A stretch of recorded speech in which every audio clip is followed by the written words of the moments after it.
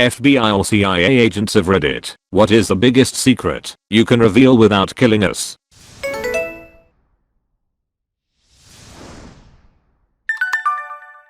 If I can trust that she's telling the truth, there's an old lady in town who was in the FBI back in the 50s/60s. She said Nikita Khrushchev, the infamous communist leader, was a dwarf actually. Shortest person she ever saw. He also really wanted to visit Disneyland and threw a huge fit when he was informed it would be nixed because they couldn't guarantee his safety. I was an analyst, not an agent/officer. 85% of all classified material is classified because of how it was collected illegally and not because it is juicy/useful.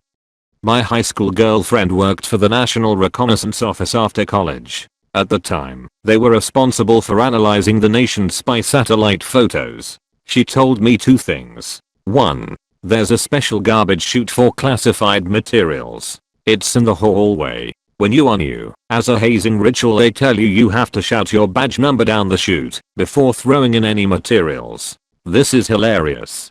2.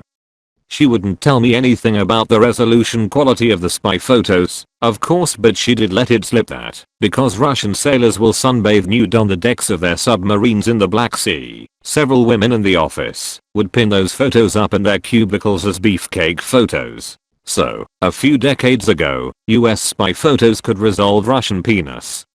My dad worked for GCHQ in the 80s, doing voice recognition, and he can't say anything more for a decade more. The way they can recognize you by Siri/Google today was being used in the 80s. Just a bit slower. My dad had a top secret security clearance. One of the few things he ever said was whatever the latest technology is that you can buy, the government is 5 years ahead.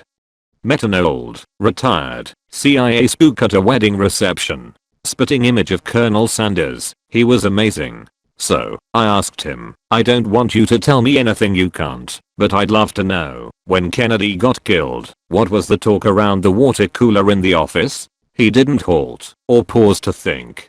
Hell, we all thought Johnson did it. My dad worked for the government, and he told me that anytime he had a meaningful interaction with someone who wasn't American, that is, going over to my friend's house for Lunar New Year, or going on vacation to Canada, he had to report it all, and if he saw anything suspicious, went through a clearance upgrade, and got asked about a couple of people that I know through friends who I didn't include on my paperwork, and if I knew their background. We are all told never to use sites like this, and social media in general is pretty much a no-go. I'm telling, you'll kill us all. Not an FBI or CIA officer here, but my sister is a district attorney, and over the years, she has prosecuted a number of animal cruelty cases. This led to her having an ongoing partnership with the FBI for the last several years. It turns out, the FBI started tracking animal abuse cases about 10 to 15 years ago, due to the incredibly high correlation between abusing animals when you're young and becoming a serial violent offender as an adult. Netflix did a documentary about this a year ago. There is a book called Moscow Rules. It was written by two CIA people, all about, well, disguise. The CIA had all these agents in Russia, but the Russians were insane about following literally every single American in Russia, 24/7, looking for spies. So, a huge part of their job was trying to shake off the KGB. They had crazy quick change disguises, all sorts of stuff. The movie Argo was based on one of the writers somewhat. I negotiated huge deals with the Russian government. I was tailed 24/7. One time I didn't like the room the hotel gave me. I knew it faced the noisy side because I stayed there all the time, and instead of just giving me a new room it was a 90-minute wait while they bugged a new room for me. Twice I had bizarro run-ins with very pushy, very hot women who allegedly wanted to duck me so bad. Even if I was straight, hot in Russia is a mix between a Bratz doll and a hooker, so no thanks. I have a relative that retired from the NSA a few years ago. She has talked about a few things in generalities, nothing specific. Among them, you will see things that entirely change your view of the world.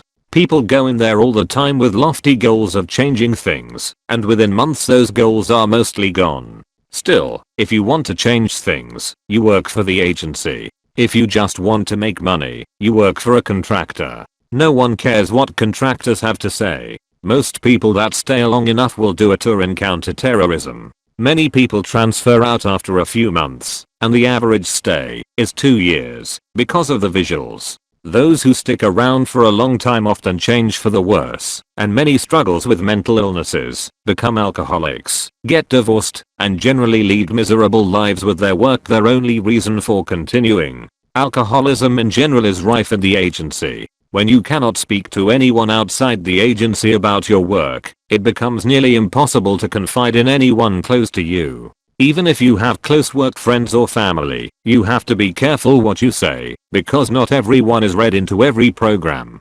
Two people can sit next to each other in the same office, working on the same subject for months, and never talk about it with each other, even though they are close friends outside the agency. So, people turn to the bottle. Her husband worked for a different government agency and also had a top secret C clearance, but she couldn't talk about her work with him, nor could he with her, but his didn't involve the intelligence community. The agency employs psychiatrists who are cleared to be read into almost any program. Going to them, though, is often seen as a mark of shame among other agency employees, so they are not used nearly as often as they should be. She told me most of these things while trying to recruit me. She believed that I should go in knowing what to expect. I eventually declined to apply. Operation Ivy Bells was a plan to tap Soviet communication lines. The cover story they used was that they had divers diving down to recover fragments of a new Soviet supersonic anti-ship missile. The communication line tap was a failure due to a spy. However, the dive team successfully recovered all fragments of the missiles from the Soviet weapons tests. The US was able to reverse engineer one, and subsequently learned they were radar guided only, and the assumed eye guidance did not exist. Minor clarification. The tap was successful, and recordings were recovered by dive teams over many months. The tap was ultimately discovered by the Soviets because of information provided to them by Ronald Pelton, the spy you mentioned. The book, Red November, has a pretty good write-up on the Ivy Bell missions. Brian Bendis, creator of Miles Morales, author of House of M, WandaVision is based on that, etc., has a story about doing a talk at GBCI at Langley and being told to wait in a break room, not allowed to have his laptop, phone, his own notebook or pen, but was supplied with a notebook when he walked in that had be reviewed. When he left, a young analyst walks in for coffee, sees him sitting there, recognized him as famous comic book author Brian Michael Bendis, and starts to react like a fan. He then pauses, starts sweating, and quietly asks Bendis if this is a test of some kind. OMG, I love this. What a mind-bending experience it must be to work in a place like that where you need to worry about tests constantly. Not CIA, but I have worked with and know guys in intelligence. Most of the intelligence we get is from OSINT, open source intel, that is, news articles, press releases, news networks and government announcements. Most people think that everyone in intelligence is some James Bond Jason Bourne type of individual, when in reality, the majority of analysts sit at a desk and go through news articles all day. That said, that's not the only method we have to gather intel, but it is where most of it comes from. Even analysts that are using other methods such as GEOINT, IMINT and SIGINT spend their day cropping images for minute details or replaying and monitoring the same signal over and over again. I talked with some CIA recruiters towards the end of college and almost applied earnestly after a large group Q&A and then a much smaller one. The thing that stuck out to me was that the guys said most CIA agents are out of shape and have limited combat training with guns or hand-to-hand. They made it clear that it's the military that uses force. If confronted, they were trained to immediately surrender or to drop their bags and run if possible.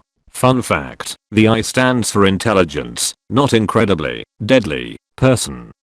Nice try, Vladimir, for making this post. End of part 1. Don't miss part 2 of this video. If you like this, give this video a big thumbs up, and if you are new to the channel, consider subscribing if you enjoy our content.